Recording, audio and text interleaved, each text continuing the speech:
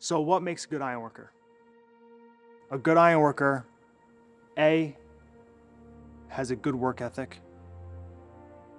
He has pride in himself and his local. He stands tall. He maybe, he tucks his boots, his pants in his boots, and he stands tall, puffs his chest out. You can tell that guy is proud to be an ironworker. He walks like an ironworker. When he does something with purpose. He doesn't just shuffle his feet. If he's asked to do something, he has direct momentum to do that thing. Also, a good ironworker is always looking forward. He's always looking for the next move. So he's not told what to do. He doesn't need to be told what to do. He already knows what's the next move. He's reading the iron. He's looking ahead. He takes initiative and he gets it done. That's what makes a great ironworker.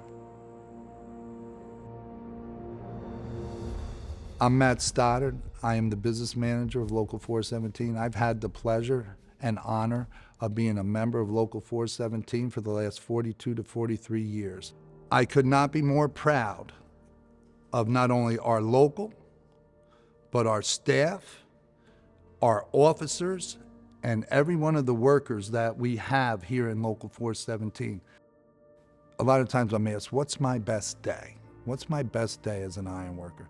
Now, I've had a great career where I started as an apprentice, did a 3-year apprenticeship, became a journeyman, went through 30 some years doing that, loved every minute of it, loved being outside, loved the danger of the job, loved the camaraderie between the brothers and now sisters.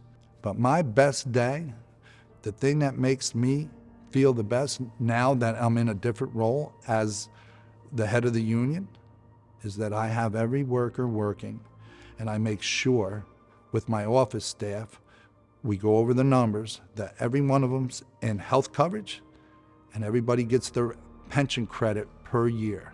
And to me, that's what makes it all worthwhile to me.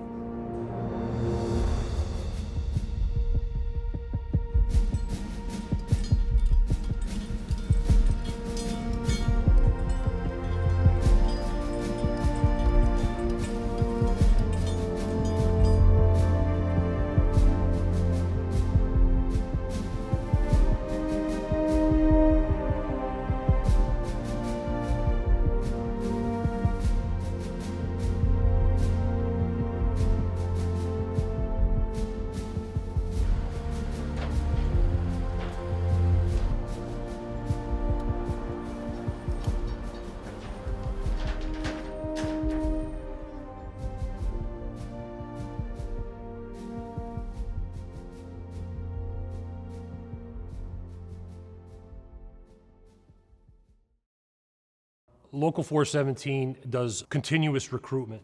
That means we allow people to come into our local and fill out our applications all year round.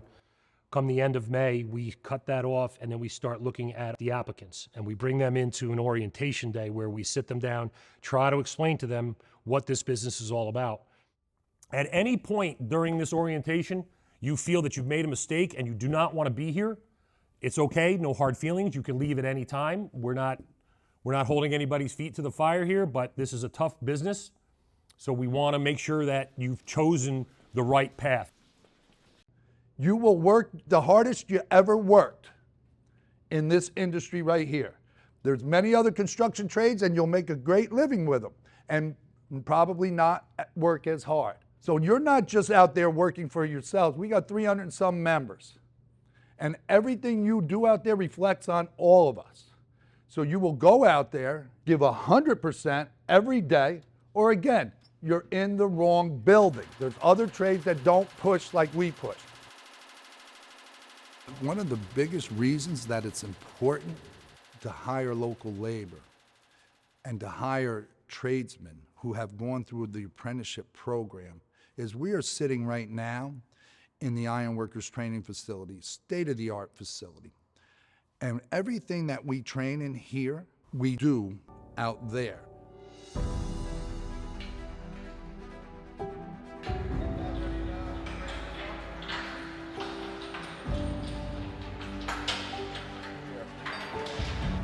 You want to put that hook right in here where the next piece is going.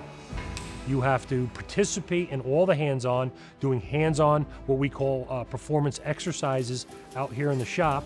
You have to be proficient in cutting with a torch, bolting up, climbing iron, all the different things that we need you to do as a first-year apprentice. And then you graduate to a second-year apprentice, okay?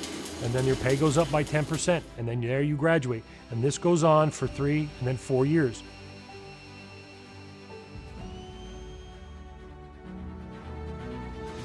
I knew it was dangerous when we got in. I lived with this my whole life. My brother knew it, but we did it anyway. And you know what? I put 42 years in before I retired. I got all my fingers and all my toes. And I teach all you guys when you get in all about safety. You're gonna be looked at every year that you get in. You're gonna be looked at on how hard you work. Your first year, your second year, your third year. You're building a reputation for this local. And this local's a small local. So if you fell off the building, chances are Matt would get a phone call before you hit the ground. One of the biggest reasons that it's important that the local jobs go to the local construction workers, and it's called the multiplier. What it states is for every dollar made in a community, 5 times that dollar will go around that community. So if you have a $100 million job, $500 million that job is worth to the local community. This helps the whole community in the Hudson Valley region. And this isn't a Democratic thing, this isn't a Republican thing, it's a local labor thing. It's taking care of our own area. Every politician on either side of the aisle believes in this because it makes sense. It puts their constituents to work, whichever side they're on. And the more constituents that go to work, the more money stays here in the area. And the Ironworkers, along with the Hudson Valley Building Trades, we take in roughly 200 to 300 apprentices per year, which I believe makes us one of the biggest employers in the Hudson Valley region. Now imagine if we're able to put in more labor policies, then we could take in more young men and young women from the area and double the amount that we're taking in right now. So let's give them a path to success where they can go to work where they live where they work, make a decent living, and at the end of a fabulous career, retire with a little dignity. And that's the American dream, and that's our dream, and that's Local 417's dream.